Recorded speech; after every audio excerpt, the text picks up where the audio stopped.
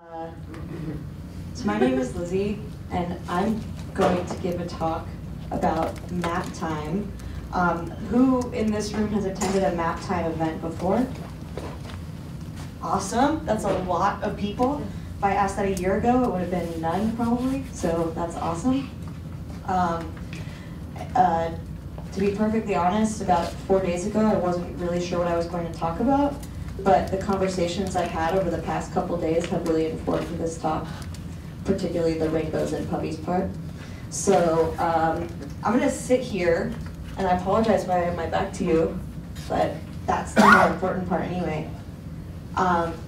So, first of all, I want to start off with this adorable puppy gif. I've put it several times in this slide deck because sometimes talking about mapping in communities can be kind of dry, and cute puppies are cute, so that exists several places. My name is Lyzi Diamond. I live in Oakland, California.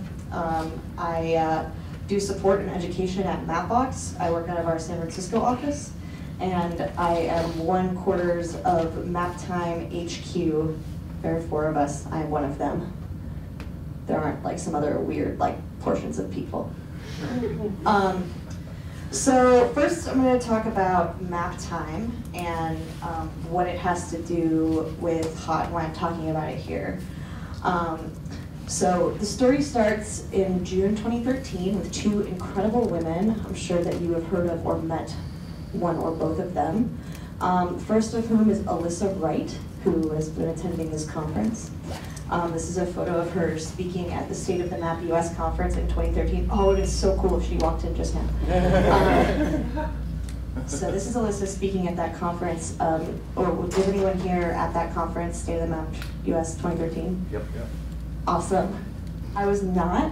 I was racing boats in Portland during that weekend, but I watched all the talks and it seemed like it was really super awesome.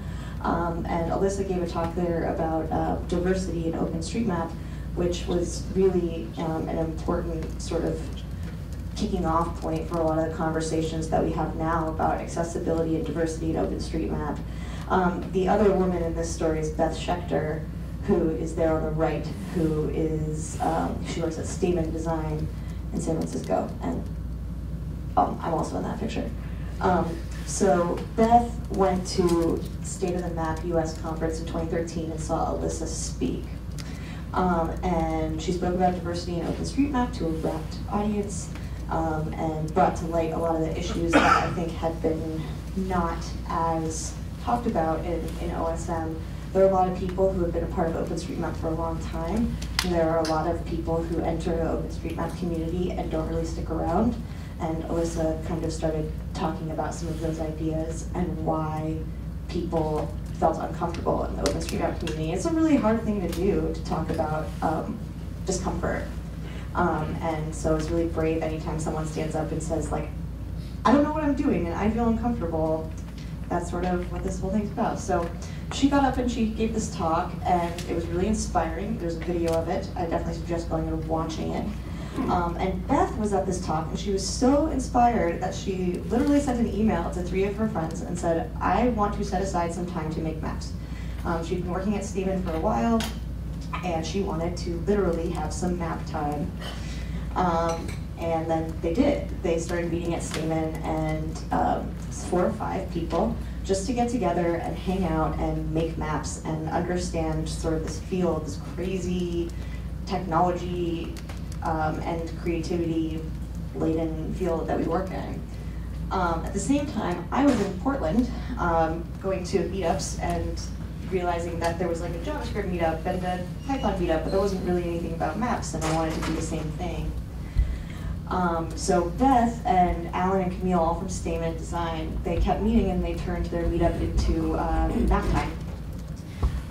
And it became more formal. They started doing it every week. You know, everyone, feel free to sit wherever, it's cool. They started meeting every week and they invited more people, and people got really excited because it turns out if you build it, they will come, right? So they started doing MapTime events, and then I started doing them around the same time. I met Alan in San Francisco.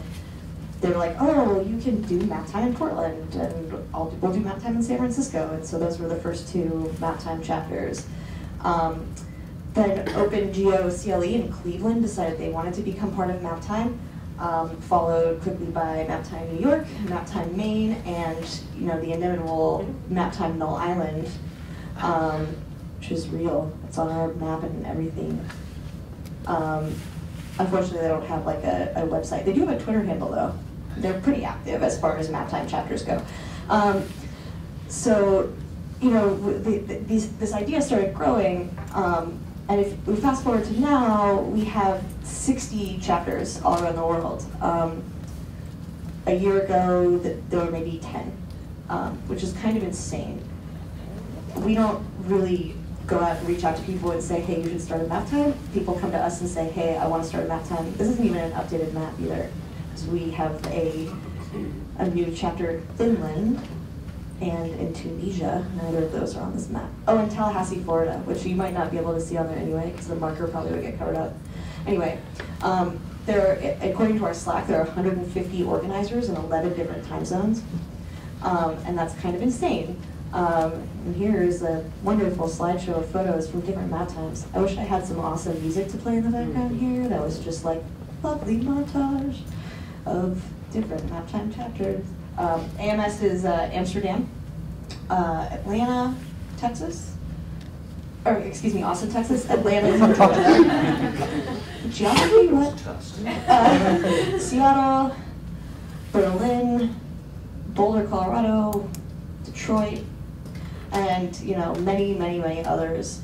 So people want to start MapTime, people want to meet up, and they want to make maps. But what does that actually mean? And how did it grow so quickly? And again, why am I talking about it here?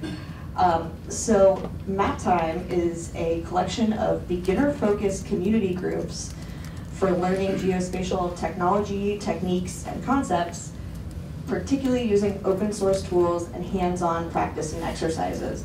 There are a lot of groups around the world that do this as well, don't call themselves MapTime. That's totally cool. MapTime is an open source community. We welcome people and we provide resources, but you can do whatever you want, really. It's kind of awesome. The whole idea about MapTime is that it's explicitly beginner focused. Up until MapTime came to be, the way that you learned about maps was by finding random blog posts on the internet that you had to string together to make any kind of sense of them. And there was no way to know where you should start or what you should start with, or even any kind of taxonomy of what was out there. And so with all these different MapTime chapters, everyone is building resources. I think there's like 5 or 6 different introduction to web maps that is now different presentations that have been translated into 5 languages. So even just having an introduction to web maps as a concept, as a tutorial is crazy, let alone having many versions in many different languages. So what I think is the most important part about MapTime though is it's about excitement and encouragement around learning. Learning in traditional environments a lot of the time can be really discouraging, and a lot of putting up measuring sticks to see how well you do compared to your peers. And I think all of us have had that amazing feeling when we've been banging our head against something, trying to get it to work, trying to get it to work, trying to get it to work, and then all of a sudden it works. And you're like, yes, I'm the best, everything's awesome, and then something doesn't work, and you're like, oh, everything's terrible, I'm the worst. It's like what programming is all the time. But so MapTime is about like celebrating that struggle. And this is I made this for a talk at FOSS4G, but this is a supercut of slides from my MapTime talks that are all like, you're awesome, you're great, you're a champion, everything's amazing, and maps are great, and exclamation points, and I like to look at it, but like, yes, awesome, yay, hooray. Anyway, so excitement and encouragement are a big part of what we do. We believe that maps are totally awesome and super valuable, not only just for personal development, but for like cognitive development, social awareness, and building community beyond whatever superficial differences stand between us. And that community, because of this idea, I think has grown really organically. Like, there aren't mandates, there isn't a set guide for how MapTime chapters happen. They just happen. And they don't happen because we say, hey, we really should have a MapTime in Las Vegas. We don't have one in Las Vegas. Anyone's from Las Vegas and wants to start one there. But people who are excited, they want to learn and they want to build these communities, and that's really cool. And so each chapter is a different model depending on its organizers and attendees. Some chapters are focused on tutorials where someone's in the front of the room or in the middle of the room talking and doing a hands-on project, while some other groups like LA and New York do project nights, and in St. Louis they do Mapathons and go on field trips. So it really depends on what the group wants to do. And we do have central communication using Slack and Twitter, but there are no mandates from the four of us who sort of run the thing. So if we fast forward again, getting closer to why I'm talking about this now, to April 25th, 2015, first of all, let's look at the puppy before we talk about an earthquake. Puppy, adorable. As we all know, there's this devastating earthquake that happened, and as of April 27th, my colleague Eric Fisher made this GIF of all of the edits that happened in 2 days on OpenStreetMap around Kathmandu. And it's a little bit, it's incredible. I'm sure you've heard lots of people talking about it in the last couple of days, how much activity happened in such a short period of time. It was like such a high volume response, like totally unprecedented. And it was a huge lift from an amazing community of mappers, so, you know, pat yourselves on the back. That was really super cool. And today is May 2nd. And Andrew Wiseman, who you probably heard from, reached out to the MapTime Slack channel on April 26th that said, hey, y'all should consider, if you're having a MapTime, or if you're not having a MapTime this week, you should think about doing a HOT event and editing in Nepal. But even before he did that, people were already organizing around it. So MapTime Alps and Grenoble, MapTime DC, Boulder, Vancouver, Corvallis, San Francisco, Minneapolis, St. Paul, Milan, Southampton, Tromsø, and Sweden, right? Yeah. Yeah, okay. Norway? I think it's Norway. Oh no. See, this is just even like... the Europeans don't know, so don't feel Okay. Austin, not Atlanta. I mean, it's insane, right? Like, all of these different MapTime chapters with no prompting at all, where, you know, they decided to have these HOT events. They saw a thing happen, and they were internally inspired to do something about it. And that list that I just showed you is not even close to the full number of events that are continuing to happen at MapTimes all around the world. So, and you know, I'm not saying MapTime is like, we're not, obviously not the only ones making the difference, right? It's a drop in the bucket of the massive amounts of edits that are happening, but it illustrates a point worth making explicitly, which is that MapTime exists because community, inclusivity, and accessibility are important and necessary components of positive learning experiences. We spend a lot of time, especially in like programming and open source, like learning by ourselves in our rooms, on IRC, or posting questions on Stack Overflow or whatever it is, and that can be really discouraging because communication online isn't always the most positive. And so having a place to go and people who are also experiencing the same things that you are, that are trying to include you and make all of this more accessible, is like really important and can breed positive communities. So community, inclusivity, accessibility. Do these things sound kind of familiar to you? Because that's sort of what I view HOT as well, right? It's organizing around crises and organizing around OpenStreetMap in response to disasters, but it's all about community and inclusivity and accessibility for mapping. And so it should come as no surprise that MapTime and OpenStreetMap have a really good relationship. Are there any guesses what the most popular MapTime meetup topic is? OSM 101, yeah. It's almost every chapter when they start with this one, because it's a way to tap into this global community. and make changes that are like lasting. But I mean, it can be really hard to teach about OpenStreetMap because OpenStreetMap has a language all its own. It's very intricate. And there's like a lot of different ways people use OpenStreetMap. At MapBox, we use OpenStreetMap in a completely different way than it's used a lot of other places. And a lot of people use OpenStreetMap without even knowing they're using OpenStreetMap. So, and then there's a whole group of people who are building tools to make OpenStreetMap better to edit and use. So it's just, this like really super meta ecosystem, and there's tons of different ways it's being used. And there are an overwhelming number of users who make 1 or 2 edits to OpenStreetMap and never ever edit it again. So why is that? It's also no surprise that the OpenStreetMap community can be difficult for beginners. I don't know how many of you are subscribed to the OSM email lists, but it can be a little bit overwhelming. I always feel I get a little cringy when I see a subject line that says like, newbie mapping question. I'm like, oh God, it's gonna be okay. But like in this community, you don't really see that as much.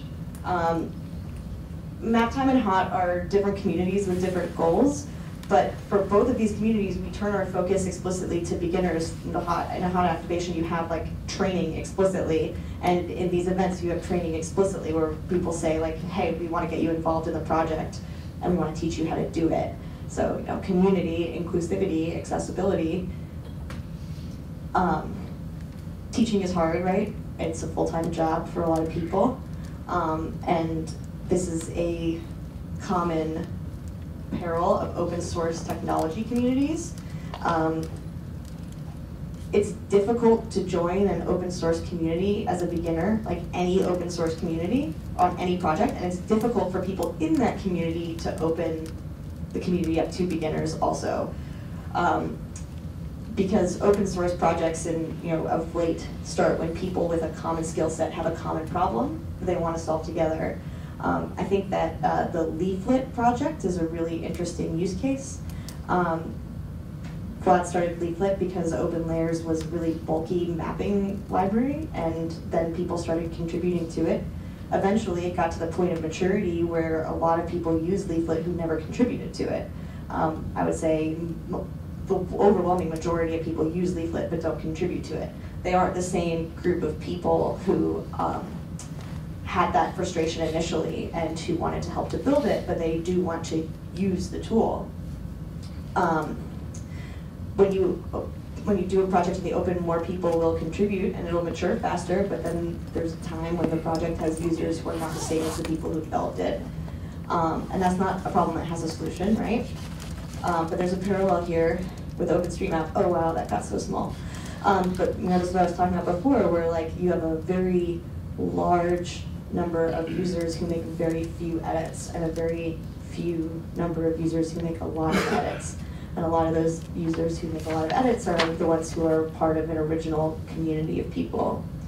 HOT and MapTime are shiny beacons of shininess because we make it real, we make it accessible, we make it tangible, we make people able to touch those things and use them.